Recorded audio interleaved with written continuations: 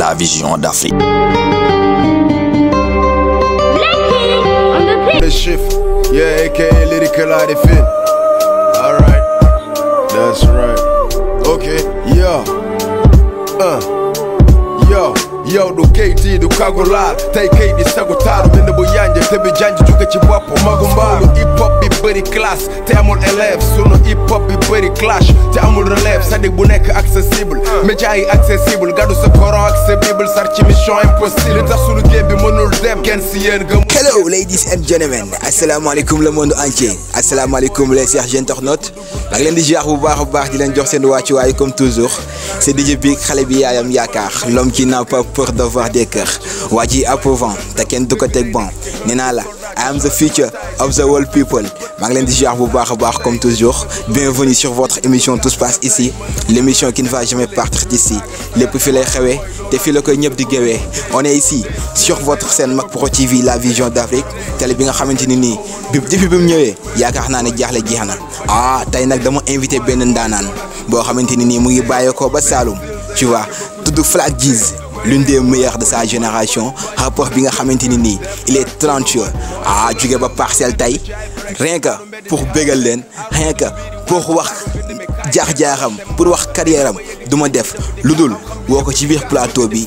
Flac Djiz, j'espère que yaa ngi cool bro. Amen. Tu veux prendre place, toogal fii man. tey da nga kaane tey da nga sañse. tey moom dëkkoo Saloum, tey moom Parcelles nga dëkk. non tey moom Parcelles nga dëkk. ok maa lay bàyyi nga. ñëpp di leen siyaar moom tamit. ok surtout waa 25 di nuyu ñëpp. waaw képp koo xamante ni yaa ngi yeewoo biir 25 rek maa lay bëggee xam ne tamit mooy loolu quoi. waaw on est en chambre. ok comme on vous dit on est ensemble nous tous nga dëkk Saloum wala nga dëkk Kaffrine wala nga dëkk Fatick foo mën a dëkk on dit chaque jour que ni lépp Sénégal la. kon encore une fois ñu ngi ziar képp koo xam ne yaa ngi ñuy seetaan si monde entier bi foo mën a nekk rek moo xam Sénégal lamdaake bi moo xam Sénégal bi nga xamante ni nii moo nekk bitim réew di bay waaram ñu ngi ziar ñëpp. léegi on voulait savoir comme nuyoo nga ak téléspectateurs yi nuyoo nga ak waa Parcelles nuyoo nga ak ñëpp on voulait savoir qui est Flac Djiz ak la moo tax Flac Djiz. oui Flac Djiz mooy benn bidiw la mooy Flac Djiz mooy xaalis. mais bidiw la nag boo xamante ni bidiw bu làkku la ñi koy xam sax mënuñ xam lan mooy Flac bi si boppam Flac Djiz. moo tax booy xool Flac doo ko gis dara ci lu ndaw lu rëy rek nga koy gis. loolu mooy Flac Djiz tey Flac ñëpp soxla neen ko Djiz ñëpp soxla neen ko. loolu mooy Flac Djiz. pourquoi Flac Djiz tur bi nan la ñëwee. waa tur bi moom ni ma ñëwee c'est simple comme waaw yeneen affaire yi ni muy duggee ci nit rek. waaw yàgg dund musique. xam nga yàgg xool tamit li nga xamante ni tey boo ko jëlee moomale ko sa bopp xëy na ne di nga mel ni moom wala di nga bés dina ñëw. dina la niroole ak moom. lii moo tax ñu dal ci Flac Djiz bi. Flac depuis kañ nga commencé rap quoi depuis kañ nga sentir que ni yow war nga def hip hop. man 2017 laa sentir ne war naa def hip hop. mais avant 2017 dama doon dund hip hop parce que man këru famille laa nekkoon boo xamante ni ñëpp dañ doon dund rap musique rek leen xamoon rap rek. xam nga lii nag moom mu bëggloo musique. de moom yàgg sama xel dem si ñoom Maxi Crazy. ay Pagoti ñooñu ñëpp dama leen doon kos man bàyyi ma kenn. même Oumou Sankhare sax dama koy jël. bàyyi ma kenn ñëpp dama leen déglu. xam nga on voit que mélomane nga parce que boo jëlee suñu grand yi rek on voit que mélomane nga. léegi si biir ñooñu noonu kan moo ci nekkoon sa idole koo xamante ni nii war nga taxaw nga wax ne kii fi mu àgg dinaa fa àgg wala dinaa ko dépassé. man Pagoti laa mos a def idole. mais ki ma gën a gondi ci musique Nick Doff la. Nick Doff moo ma gën a gondi parce que Nick Doff laa gisoon koo xamante ni moom xam nga fu mu taxaw rek da ngay sentir ne kii rap mi ngi dund ci kawam carrément mais moom tamit mi ngi dund ci kaw rap carrément moo tax. Nick Doff daal moo ma gënoon jëm quoi mais nag bu dee ci yeneen bagages yi moom Pagoti la moom. ok j'espère que depuis comme que dugg nga ci musique depuis 2017 jot ngaa def clip xam nga jot ngaa def ñaata single jot ngaa def album bëggoon nañ nga leeral ñu quoi. oui album moom defaguma ko. mais avant may def sama projet Maxi Tif bu njëkk bi. def naa single tuddee woon ko dox sa kaw. wa triple woon. ma defaat tamit benn Maxi Tif. accompagné ko ak 7 titres mu amoon du ñu yëg di wàcc. ak jooyu dof yi. ak bari ko ci mbartal. ak teg bës ak wiiri wiiri ak sama aliment ak Sénégal jafe-jafe loolu leen defewoon projet boobu noonu ñi dooree woon ko ci benn studio bi ñuy wax Espèce Musique mu nekk Rio avant loolu tamit def leen benn compilation ak ay booy dëkk Thiès Diourbel yooyu si benn studio bi ñuy wax Boujot ñu defoon Sénégalu tey sound bu dóob sax moom tamit léegi yow jot ngaa def clip wala jotagoo def clip waaw def naa clip ci sama projet bu mujj bi def naa ci clip mais premier projet bi amuloon clip parce que Covid 19 moo ñu xawoon tànc moo tax lu bari mënu loon am quoi mais bii moom def naa clip waaw ñaari clip yoo xamante ni mi ngi war a nekk si projet bii nii war a génn incha allah te du yàgg dara. léegi projet bi jàpp nga date wala jàppagoo date waaw. non jàppaguma date nag bu fixe. mais am na lu ma fi ma xelaat ne foofu bu ma fa yeggee war naa ko mun a génnee. mais nag fixé gu ma ko. nan ngay dundee ak nit ñi sa koñ nan ngay dundee ak ñoom tu vois biñ yegee ne kat tey jii nii Flac Guiss nekk na rappeur est-ce que Flac Guiss bi ñu xamoon ba tey Flac Guiss boobu mooy nekk wala changement am na ci diggante bi wala. oui Flac Guiss am na lu changé ci moom am na lu changé wul mun naa wax ne man tamit musique dafa delloo si waat ñi ma ñàkkoon. parce que balaa maa def musique amoon naa nu mu mel noo xamante ni ñu bari pertoon naa leen parce que bi ñu gisee sama comportement ni ma mel tamit am na ñoo xamante ni xalaat neen ba xam dama yàqu wala li ñoo ñëw dama leen mujjoon perte mais bu ma demee ba xamante ni sama taxawaay si musique gëm xam neen fu ma jëm carrément ñi ma ñàkkoon yëpp dama leen amaat en plus tamit dama amaat ñeneen ñu bees ñu ñëwaat moo tax tamit bettu ma quoi parce que liggéey la rek instant bi man taxawaay nga am ci game bi lan ngay séntu est-ce que jot ngaa classe ay rappeur xam nga parce que des fois gars dañuy sànni pic yow est-ce que gars ngi lay sànni ay pic. maa ngi jël ay pic mais duma baal benn rappeur man xaw ma rappeur bu ndaw bi. xaw ma bu mag bi xaw ma ko commencé gul ki kii nga xamante ni sax mi ngi ci biir bi ñëwagul. maa ngi koy dencal. déjà comme que am nga idole ci game bi léegi peut-être am nga noonu ci game bi koo xamante ni yaa ngi moom foo leen daja xadar lay doon. waaw am naa fi noonu nag. kàlla wala da nga koy am naa ay noon yu bare ci raabi mais nag ñooñu man dañoo bokk ci man parce que li tax koo gis mu am noonu rek xamal ni nar na dem. ku narul am noonu rek. bu la neexee bàyyil musique man musique bu mu si duggoon ba léegi nii ma gis ne man aw ma kenn ko ma bañ wala amul kenn ko bañ li may def damay bàyyi. mais bi ma demee ba gis ne ñi bañ leen talent bi xam nga bëgg neen ma tànc gauche droite mu jaral leen lu nekk dama jaral lu nekk man tamit. xam nga ñi may tegal lu diis ma leen tegal lu metti te duma leen may dara. noonu la demee.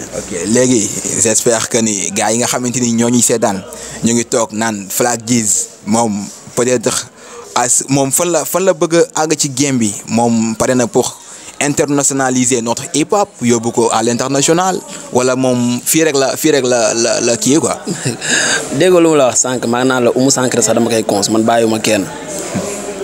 booy toog di déglu ñi ci biti. yow xelaatoo sa rap yem Sénégal. te daal nga sa musique yegg fu nekk ci monde bi. te noonu laay dundee tamit musique. waaye boo ko xoolee ci samay genre samay beat samay lépp noonu laa koy dundee damay def beat yoo xam ne boo ko dégg da nga xam ne yaa ngi Sénégal fii. am beat yoo xam ne boo ko dégg da nga xam ne yaa ngi xalaat yaa ngi Mali wala yaa ngi fan am yoo xam ne boo ko déggee da ngay xalaat yaa ngi Côte d'Ivoire wala yeneen yi boo ko déggee da ngay xalaat yaa ngi États-Unis wala yaa ngi fan yaa ngi France nii laa mos a dundee musique.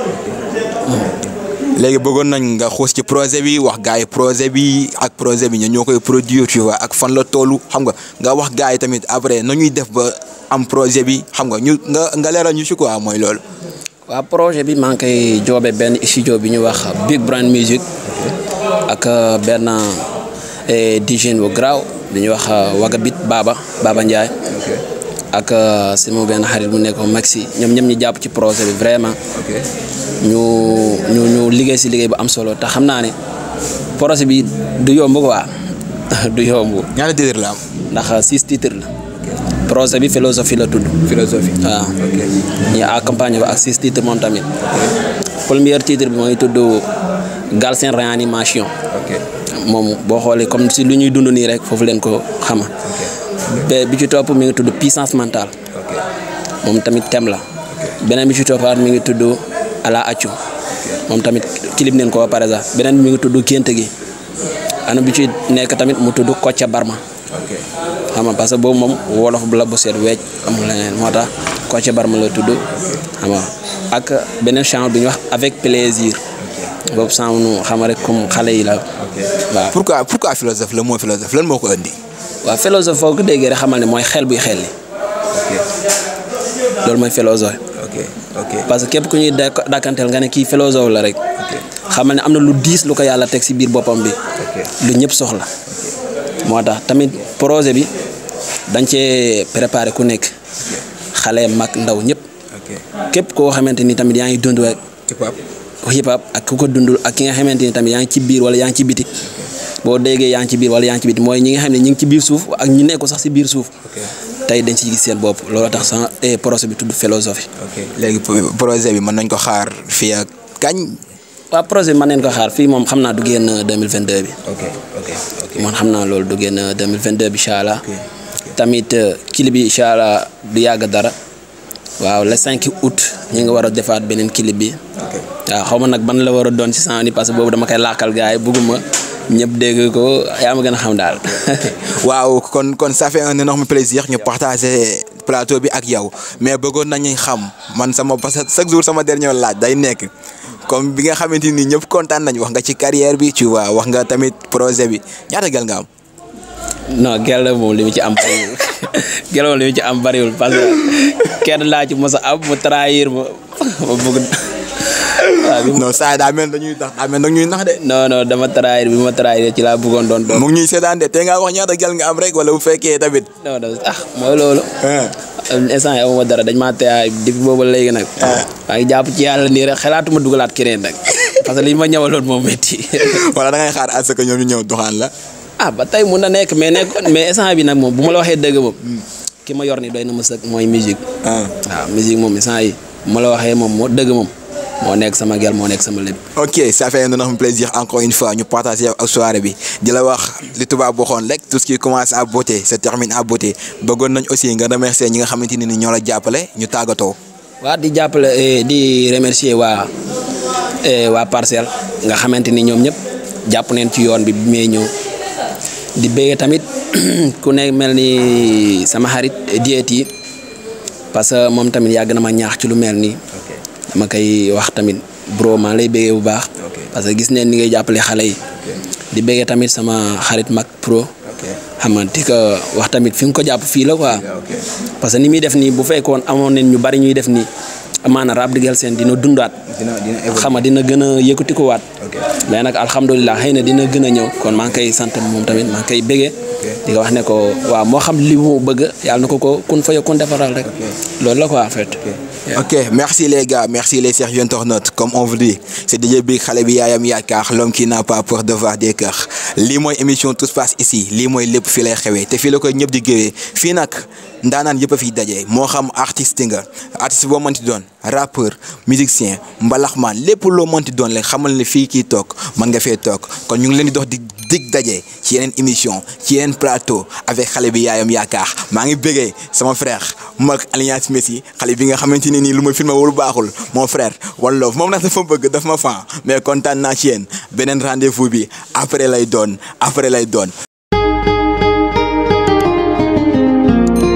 Mak Pro TV, la vision d'Afrique.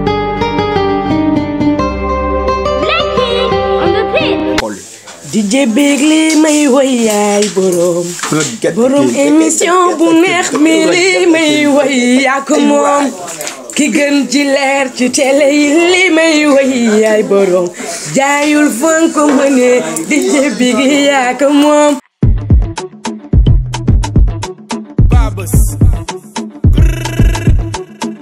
go didi tati nay ñu benn goto